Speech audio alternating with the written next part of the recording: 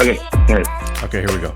All right, so I got Chef Larry Delgado on the phone right now, and I wanted to kind of pick his brain about what's going on with restaurant closures or potential restaurant closures and bar closures. So, Larry, go ahead and introduce yourself. Good morning. My name's Larry Delgado. I'm the chef and owner of Delgado Collective restaurant group here in McAllen, Texas. That includes House Wine and Bistro, Salt New American Table, and Salome on Main. Okay, so I guess the burning question is, what does the coronavirus mean for local restaurants and bars? Wow. Well, it's a twofold question there. The panic and the hysteria and the economic impact is just as frightening than as the virus itself. We have an obligation as restaurateurs, and we've always had this obligation to protect the community, protect our customers, the well-being of our staff, and anyone who visits our restaurants. And so now, this is just what we have to do now is be more stringent in our precautionary measures, but at the same time, try to manage to keep our doors open for the sake of keeping jobs and keeping people employed, and being another outlet for the community, those in the community that need restaurants to or rely on restaurants rather for their meals. There's a vast number of people that eat out daily. Right. And we need to be conscious of that fact as well as a community that, if we don't stay open, we have to stay open rather to avoid overloading grocery stores more than they already are. And so it's a multifaceted question that we're trying to attack from every angle, because there's so many things that are affecting our business right now, and it's not just protecting our clientele and our employees from contracting the virus, but also protecting this community from an economic disaster. Yeah, and I think you're absolutely right. So what local restaurants and bars, what can they do as far as extra precautions during this time? Well, I think, if the grocery stores can do it, so can we. Control the number of people that are coming in and out of your dining rooms. Make sure that we are social distancing inside the restaurant or on the patios, whether that means take some tables out of your restaurant, remove some seats, or just strategically seating customers sporadically throughout the restaurant. What we've done is limited in the amount of reservations that can be made on open table, but of course, right now that's not even an issue. People are being told by our president not to go to restaurants, and they're listening. I don't see. I mean, I personally believe that our restaurants are a better option than standing in line or running into a crowded grocery store. We've been professionally cleaning and sanitizing our kitchens since day one. We always have, and we'll continue to do it. The sanitation practices that we already have instilled in our restaurants. We just need to, as restaurateurs, need to add some extra cleaning duties, high touch points, like the door handles and computer screens. I think wearing gloves when counting money is a smart option as well. But I think one thing that most restaurants in other cities have done, and you'll continue to see in McAllen and across the Rio Grande Valley, is shifting to curbside takeout and delivery. We do have some incredible partners in the industry like Favor and Grubhub who are waiving their commissions and lowering their prices for the customer to to be able to handle an influx of orders, and to really to suggest that the community use those services, because if someone is it's not an if. We have a huge amount of customers that in this community that don't want to leave their homes, and it doesn't mean that they can't enjoy a professionally prepared meal from a professional kitchen. Right. So, I think ultimately on the other side, we have to make sure that our team isn't, or is our team we're diligent in making sure that none of our teammates or team members are working if they're symptomatic in any way. Again, this all keeps coming back to the disastrous economic impact that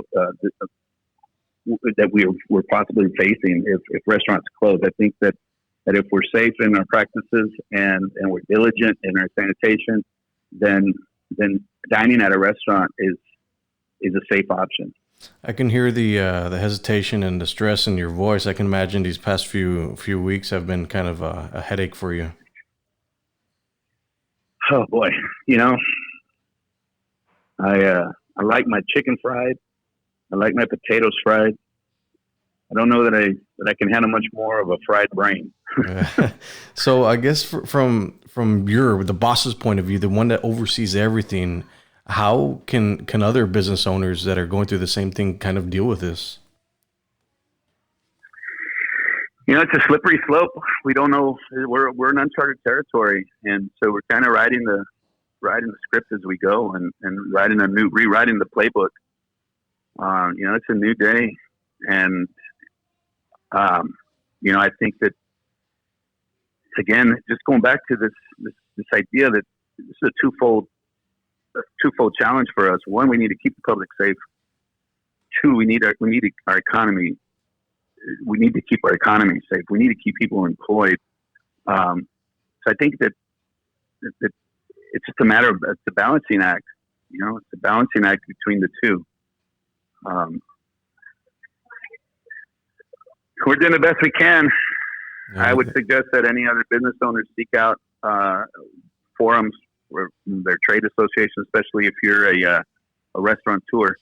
The Texas Restaurant Association has been invaluable in providing information to us and providing options, and even now providing training to help us better attack every scenario that comes our way. What have you heard from these agencies about implementing new practices in preparation for the coronavirus? Well, first off, there are other partners throughout the industry that deal specifically in this. Our sanitation companies like Autoclor and Ecolab are out there that have always this has always been their first priority is keeping restaurants sanitized and keep the well-being of our guests and our employees top priority.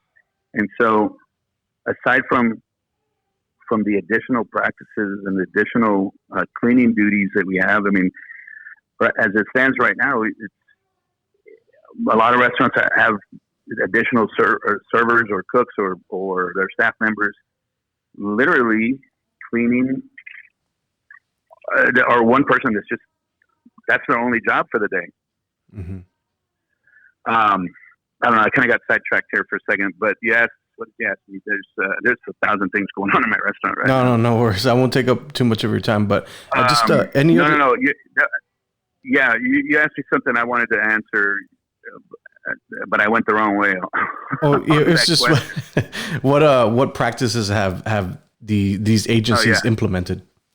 Well, good. No. Well, I did answer correctly, but that's one. That's only one take. There's the other part of this thing is keeping people employed, and if we can't, and we have to take drastic measures. We need to be diligent in making sure that our teammates or our team members have the right information on what to do next, and that's where the TRA is really coming into play. But we don't know yet. We don't know. We just know that they do have our backs, and they are working diligently as we speak to make sure that this industry comes out on the other end as just survives, really. Mm-hmm. So there's a lot of things that can be done we don't have.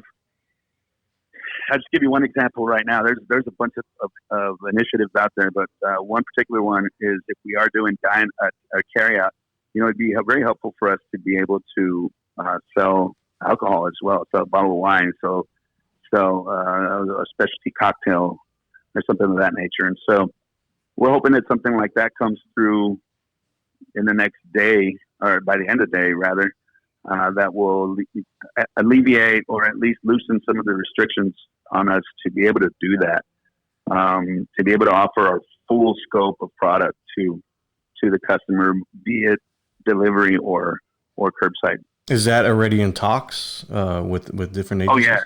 Okay. Yes, it is. Yeah, it certainly is.